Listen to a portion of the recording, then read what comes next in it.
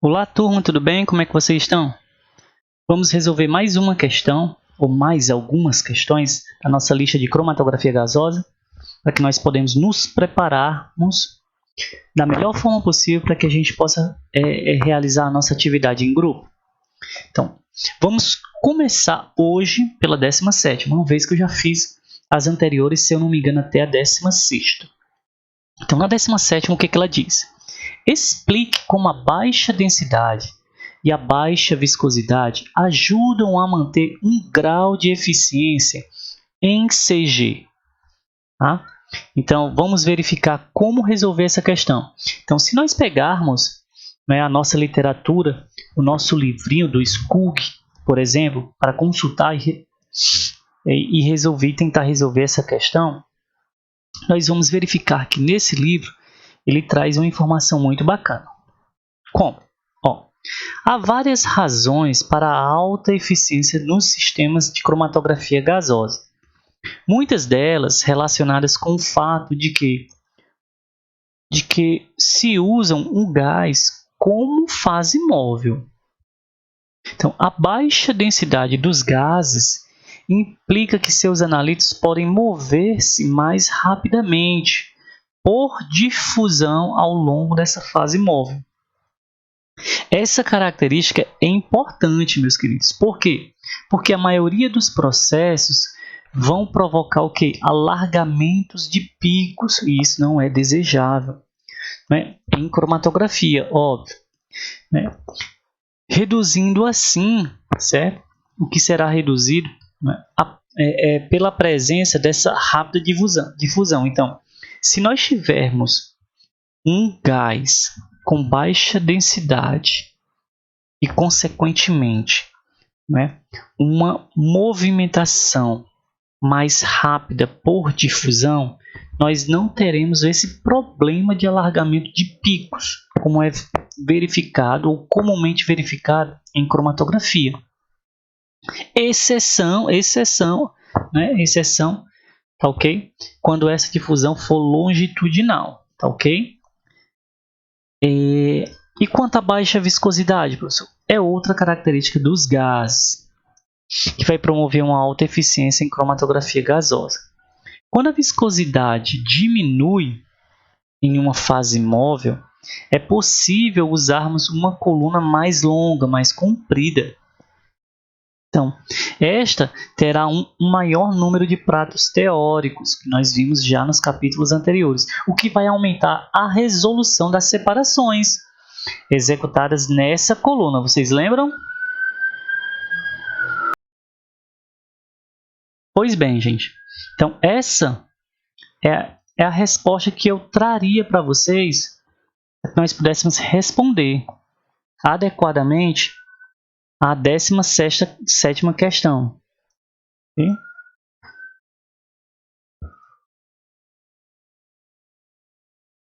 Então, só que a respostinha, essa seria a resposta da 17ª. Vamos à 18ª. O que diz a 18ª?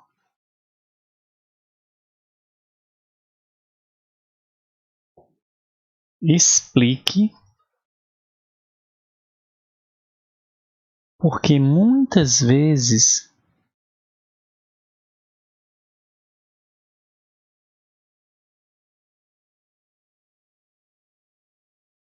colunas de CG podem ser mais longas, mais compridas, né? E usadas em fluxos mais elevados do que nas colunas de cromatografia gasosa.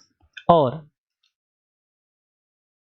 quando a viscosidade de uma amostra ela diminui em uma fase móvel, gente, é possível usar uma coluna mais longa.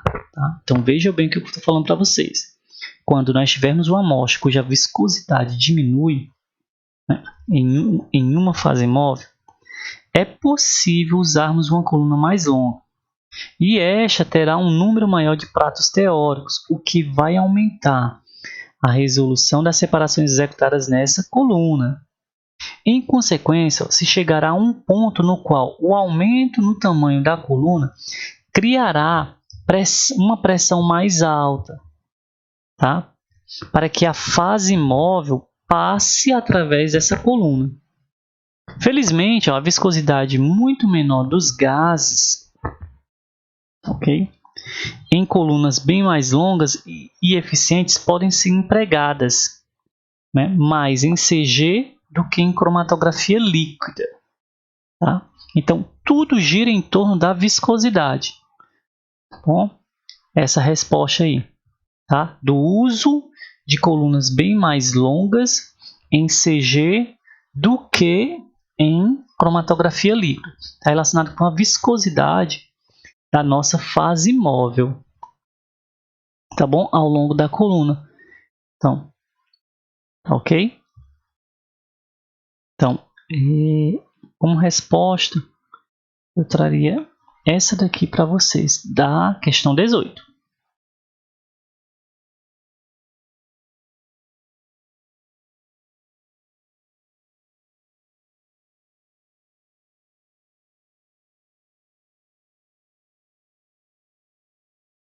E na questão 19, professor, vamos lá para 19, vamos lá. A meta é que nós possamos responder quase todas para que vocês não tenham dúvidas. Acredito que a essa altura do campeonato vocês já tenham sim tentado responder as questões. É bom que nós tiramos as dúvidas. Isso é muito bom. Qual é o papel da fase móvel em CG? O que significa gás de arraste? Quais gases de arraste são frequentemente utilizados em CG? Essa é uma pergunta muito legal. Então, para sedimentar toda a teoria que nós já vimos aqui. Qual é o papel da fase móvel, gente, em CG? Então, de uma maneira bem geral, né, a fase móvel em CG ela serve para transportar os compostos através da coluna. Ela serve para aplicar os compostos através da coluna. Ok? E o que significa gás de arraste, tecnicamente falando? É a fase móvel. Gás de arraste nada mais é do que a fase móvel. E quais gases de arraste são frequentemente utilizados em CG? Os principais e os mais frequentes que são usados em cromatografia gasosa são o hidrogênio, hélio, nitrogênio e o ar sintético. Todos em um grau de pureza elevado. Não esqueçam, tá? Não esqueçam disso. Normalmente cilindros com grau de pureza em torno de 6.0, que dá uma pureza de 99,999999. Tá? Então, como resposta, eu traria essa resposta da 19 para vocês. Ok? Vamos aqui à 20ª. Porque é importante usar... Opa. Vocês vejam que essas questões teóricas, meus queridos, elas são rápidas quando nós temos a fonte de pesquisa correta. Né? Então, na 20ª, por que é importante usar gases de alta pressão em CG? Que tipos de impurezas podem ser encontrados no gás de arraste? Opa, legal, a gente acabou de falar sobre isso. Então, o gás de arraste, ou a fase móvel, ele deve ter sempre um alto grau de pureza. Para quê, professor? Para evitar contaminações ou danos à nossa coluna e ao sistema cromatográfico, como se as principais impurezas que nós encontramos em gases que não têm pureza elevada, okay? Normalmente são o oxigênio, a presença de gás oxigênio, que pode interagir com a fase estacionária da coluna, água, que pode interagir com a fase estacionária da coluna, que pode atrapalhar no sistema de detecção, reduzir a temperatura, né, da coluna, condensar nas paredes do detector e por aí vai. Substâncias orgânicas, materiais particulados e por aí vai. Ok? Então essas são as principais impurezas.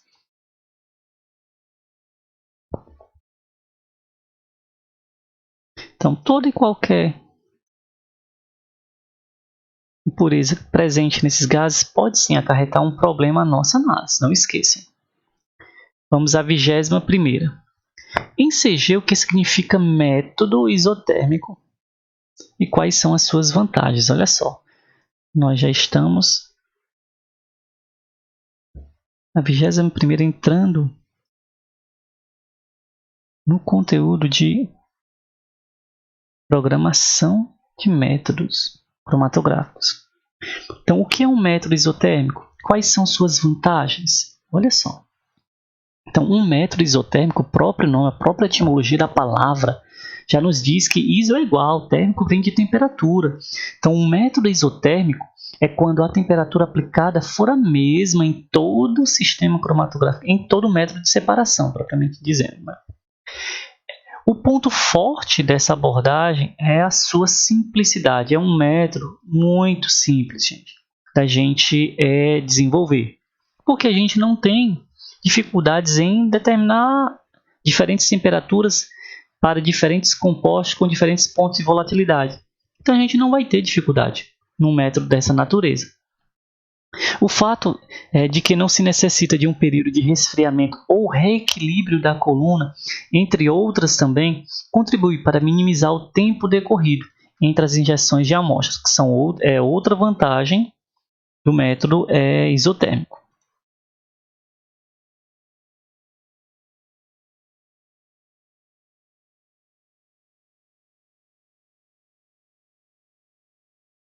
Então, essa foi a 21ª, tá? A 22ª. Acho que nós já, não sei se nós já falamos, o que é o problema geral de eluição. Não sei se nós já resolvemos, mas não tem problema. Resolveremos ela aqui. Que é o problema geral da eluição. Todos os cromatografistas enfrentam esse problema. Não tem um, tá ok? Que não enfrente. Então, o que seria o problema geral da eluição? Explica como pode afetar a separação de uma mistura de amostras complexas. Muitas vezes é difícil encontrar em CG ou em qualquer outro método de separação um único conjunto de condições pelo qual se possa separar todos os componentes de uma amostra, principalmente as complexas, gente. Né? Com uma resolução adequada em um período de tempo, é claro, razoável, não vou dizer curto, mas porque nós estamos trabalhando com uma amostra complexa. Então, não pode, nós dificilmente seremos um tempo curto, né, em uma amostra complexa. Normalmente a gente tem um tempo razoável. Então, essa dificuldade que eu trago para vocês, que eu acabei de abordar, é chamada de problema geral da eluição. Ou seja, é um conjunto de condições que dificulta a separação dos componentes em amostras complexas. Por exemplo, o que é uma amostra complexa, professor? A amostra que tem uma série de compostos que podem prejudicar a nossa análise, que tem características físico-químicas que podem dificultar, certo, a extração desses compostos. Então, dá um exemplo aí, professor, amostras ambientais, como, por exemplo, petróleo, efluentes, que são lançados, águas ambientais, com características bem diversas e normalmente dinâmicas. Então, coisas desse tipo. O ar atmosférico é uma amostra muito complexa, por aí vai. Porque o solo também é uma amostra muito complexa, que ele varia muito. Pois bem, então, usar as mesmas condições ao longo de uma separação de CG, como é o caso do método isotérmico, é conveniente sim para amostras simples, tá? É conveniente, tá? Mas, assim, se nós utilizarmos as mesmas condições ao longo de uma separação de CG, isso cria um problema quando se lida com amostras complexas, tais como substâncias com diferentes volatilidades. Então, se eu estou utilizando a mesma temperatura, como é que eu vou conseguir volatilizar outras substâncias que têm pontos de ebulição diferentes e mais altos do que a minha rampa? Não vou conseguir, não é? Substâncias que tenham diferentes interações com a fase estacionárias. Então, esses são fatores realmente que caracterizam o problema geral da eluição. Então, veja como é bacana a gente resolver listas, gente. que a gente aprende tanto, não é tudo que a gente vê nas aulas. Às vezes a gente não está num dia bacana, não é para assistir aula e acaba passando alguma informação, tal que o professor traz na aula, mas aqui nas listas a gente acaba recapitulando e lembrando, realmente o professor falou isso, caracas, eu não tinha lembrado, realmente ele comentou, e com a resolução da lista a gente acaba lembrando e sedimentando toda a nossa teoria que nós vimos em sala. 22, vamos para 23. O que é a eluição por gradiente? Nós vimos anteriormente a eluição isotérmica, vamos ver agora a eluição por gradiente. Tá? E como isso ajuda a resolver o problema da eluição geral? Vamos ver agora. Tá? Então, a eluição por gradiente, meus queridos, ela consiste em variar as condições de separações durante uma análise de temperatura. Normalmente, variando a temperatura. Então, a eluição por gradiente ela consiste em variar as condições de separações durante a análise de uma amostra. Um método comum que utiliza eluição por gradiente é o nome dado a justamente, certo, a essas variações de condições. Nós chamamos de eluição por gradiente. Então, uma eluição por gradiente, normalmente ela se inicia com as condições que permitam que os primeiros compostos eluídos eles permaneçam na coluna por mais tempo, contribuindo para que sejam separados de modo mais eficiente. Olha só, ou seja, de modo que o pico ele saia simétrico, não alargado. Então, isso é super importante. Então, nós vamos conseguir isso na eluição por gradiente. As condições normalmente são alteradas ao longo do tempo para ajudar outros compostos também a eluírem com boa resolução e dentro de um período de tempo satisfatório. Não curto, tá, gente? Mas período de tempo satisfatório. Então, essa é a resposta que eu traria a vocês da 23ª questão.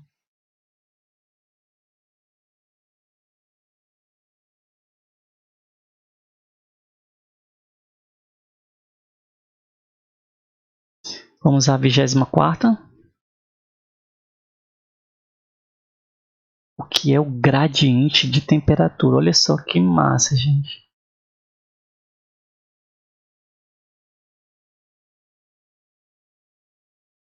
O próprio nome já está dizendo, né, meus queridos? A gente acabou de falar de eluição por gradiente, então a gente vai ver um exemplo agora, eluição por gradiente, olha só.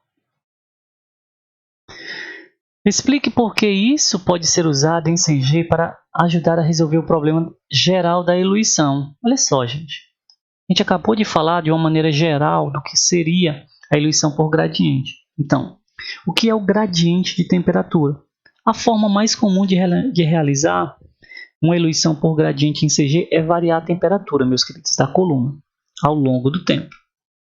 Então, esse método aplica a relação entre retenção de analito e temperatura de coluna em CG, pela qual um aumento da temperatura leva a uma diminuição na retenção. Olha só, um aumento da temperatura leva a uma diminuição na retenção.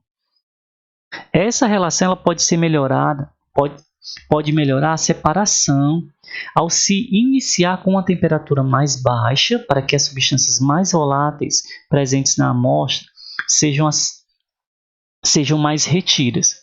Então, a temperatura pode ser aos poucos elevada de modo a permitir que os outros analitos da amostra passem, né, por eluição com tempos razoáveis de retenção enquanto ainda se resolvem entre si.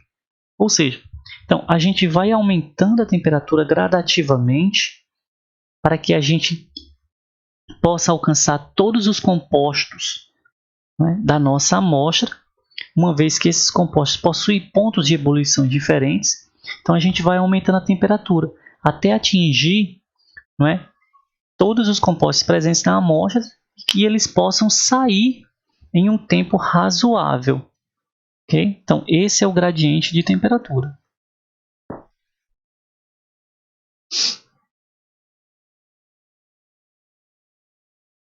Minha gente, a gente já resolveu tudo isso. Foi 24 questões já. Poxa vida. de 30 e poucas, né, questões. Rapaz, estou quase resolvendo a lista toda, meus queridos, aqui para vocês.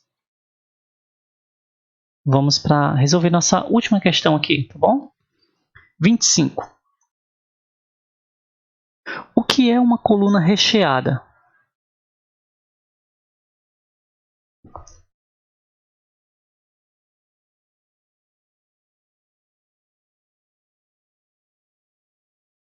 O que é uma coluna recheada? Quais são as dimensões características de uma coluna recheada em CG? Vamos lá ver agora. As colunas de CG elas podem ser classificadas em duas grandes categorias, como nós vimos nas aulas teóricas, com base no tipo de suporte empregado. Então, elas podem ser colunas recheadas ou colunas tubulares abertas. A coluna recheada é preenchida com pequenas partículas de suporte que atuam como adsorvente ou são revestidas com a fase estacionária desejada. Em CG, uma coluna recheada é composta por um tubo de vidro ou metal, que em geral mede de 1 a 2 metros de comprimento e alguns milímetros de diâmetro.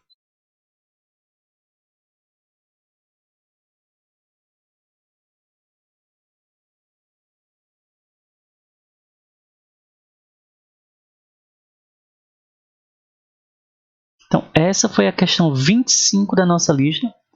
Acredito que a gente avançou muito bem.